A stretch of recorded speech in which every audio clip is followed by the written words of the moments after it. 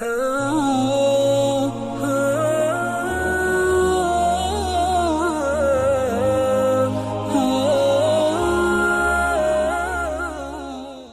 تو جو دعائیں وظائف میں بتایا کرتا ہوں اس کی عمومی اجازت ہوتی ہے، اسپیسیفک کسی ایک کو اجازت دینا ضروری نہیں، کسی ایک کو دے بھی دی تو آپ جتنے بھی لوگ سنتے ہیں تو میری طرف سے سب کو دلی اجازت ہوتی ہے، وہ میرے جو وظائف کر سکتے ہیں، اگر وہ سیم ان کا مسئلہ ہے تو بالکل کر سکتے ہیں۔ شیف کے حوالے سے اس میں تو آپ تمام ناظرین نوٹ کر لیں کہ میرا خیال نہیں کہ کوئی وظیفہ ایسا ہو کہ جہاں درود شریف نہ ہوتا ہو۔ یہ انڈرسٹوڈ بات ہے کہ درود شریف اول آخر ضرور ہوتا ہے، عام طور پہ 11 دفعہ درود شریف بتایا جاتا ہے، اگر کبھی نہ بتایا ہو تو آپ درود شریف ضرور شامل کریں۔ اور اگر بعض ایسے وظائف ہوتے ہیں جس میں درود شریف نہیں پڑھنا ہوتا تو وہاں تصریح کر دی جاتی ہے کہ اول آخر درود شریف نہیں ہے۔ بس اوقات بعض دشمنوں کے لیے پڑھا جاتا ہے اور غیظ و غضب کے لیے پڑھا جاتا ہے، بعض وظائف ایسے ہیں کوئی کڑوی چیز منہ میں رکھ کے پڑھی جاتی ہے، اور درود شریف تو رحمت للعالمین کا تذکرہ ہے تو وہاں غضب میں رحمت کو کیوں ملائیں؟ اس لیے وہاں جو ہے مشائخ سلسلہ کہتے ہیں درود شریف نہ پڑھیں، یہ غیظ و غضب کے ساتھ جو ہے آپ یہ ورد کریں تاکہ اللہ کا غضب اس دشمن پہ ٹوٹے، تو وہ خاص تو اس کی تصریح کر دیتے ہیں۔ لیکن عام طور پہ اگر میں نہ بتاؤں تو پھر آپ انڈرسٹوڈ سمجھ کے درود شریف لازمی شامل کریں، کیونکہ درود شریف کی برکت سے تو وظیفہ آپ کا قبول ہونا ہے اور اللہ کے جو شرف قبول نصیب ہوگا، تو درود شریف جو ہے آپ بالکل اس میں پڑھیں۔ السلام علیکم۔ وعلیکم السلام۔ میں منیری بات کر رہا ہوں ہندوستان سے۔ فرمائیے۔ سر میرا ایک چھوٹا سوال تھا، ایک تو کرپٹو کرنسی کو لے کے، جو بٹ کوائن ہوتے ہیں یا جو ڈاج کوائن ہوتے ہیں آن لائن، تو ان میں انویسٹ کرنا کیسا ہے، اور ایک شیئر مارکیٹ کو لے کے سوال تھا کیونکہ شیئر مارکیٹ میں انویسٹ کرنا مطلب جائز ہے، مطلب اس کی شرائط کیا کیا ہے؟ ٹھیک، بہت کیونکہ لوگوں کو جو ہے نا اس پہ اعتراض رہتا ہے۔ جی بہت شکریہ۔ جی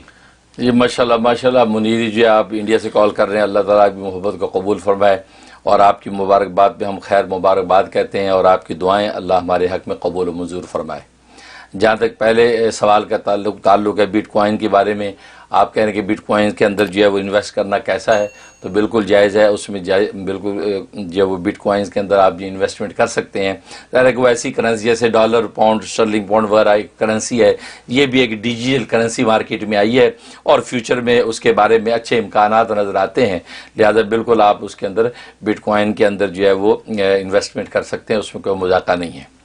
اور دوسرا جو سوال کیا ہے وہ شیئرز کے حوالے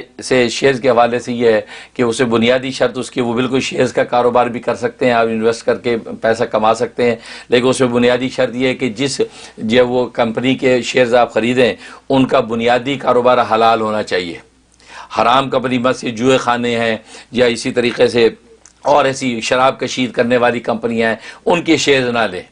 لیکن ویسے آپ جو ہے وہ گیس کی کمپنیاں ہیں کہ آپ شیئرز لے لیں، ٹھیک ہے نا، تو ایسی تو جائز کاروبار ہونا چاہیے بنیادی، اس کے اندر آپ انویسٹمنٹ کریں تو اس صورت میں جو ہے وہ انویسٹمنٹ کرنا آپ کے لیے درست ہو جائے گا۔ اور باقی اس کے علاوہ یہ ہے کہ ظاہر ہے کہ اس میں ایک اور بنیادی چیز ہوتی ہے، کیونکہ اس کے اندر بعض کمپنیاں جو ہے بعض انویسٹمنٹ کا حصہ اپنا کسی ناجائز کاروبار میں بھی ڈالتی ہیں،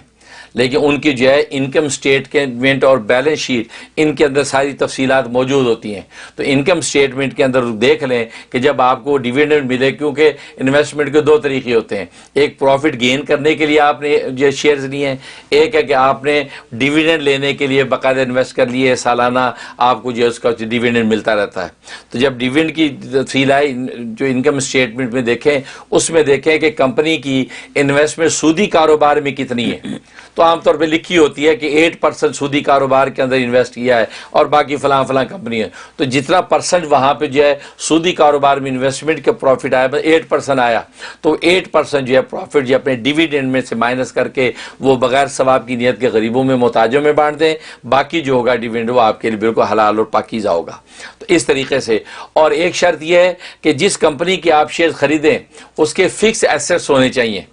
انٹینجیبل ایسٹس کافی نہیں ہے، مطلب یہ کہ ابھی کمپنی صرف پیپر ورک کے اندر ہی ہے، وہ پہلے سے جو اپنے جو وہ شیئرز مارکیٹ میں ڈال دیتی ہے اور لوگ لینے لگتے ہیں،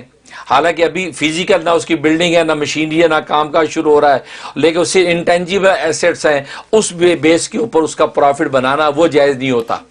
उसको बैलेंस शीट जो होती है कंपनी की उसको देखें आप। बैलेंस शीट जब देखेंगे उसमें आपको पता चल जाएगा इसके फिक्स एसेट्स इतने हैं, ये इसकी बिल्डिंग है, इतनी मशीनरी है, इतना हुआ है, तो उससे पता चला कि उसके फिक्स एसेट्स मौजूद हैं। लिहाजा इस कंपनी के जब आप शेयर्स लेंगे तो वो उसके ऊपर आप प्रॉफिट गेन कर सकते हैं। $10 का शेयर लिया, 100 का बिक रहा है, 100 का बेचें, $90 आपका प्रॉफिट हलाल और तैयब होगा, उसमें कोई मुज़ाका नहीं। इस अंदाज से शेयर्स का कारोबार करेंगे तो इंशाल्लाह उसमें आपको नफ़ा ही नफ़ा है। बहुत शुक्रिया हज़रत।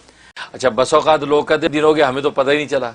वो आपको नहीं पता चला, लेकिन तब्दीली अपना काम कर रही है, क्योंकि बस औक़ात इंसान की रूह के ऊपर कसाफत होती है, गंदगी होती है, तो कसाफत साफ लगने में टाइम लग जाता है। जैसे मैले कपड़े पे खुशबू छिड़कें तो वैसी खुशबू नहीं फूटती जैसे जो उजले धुले पे होती है।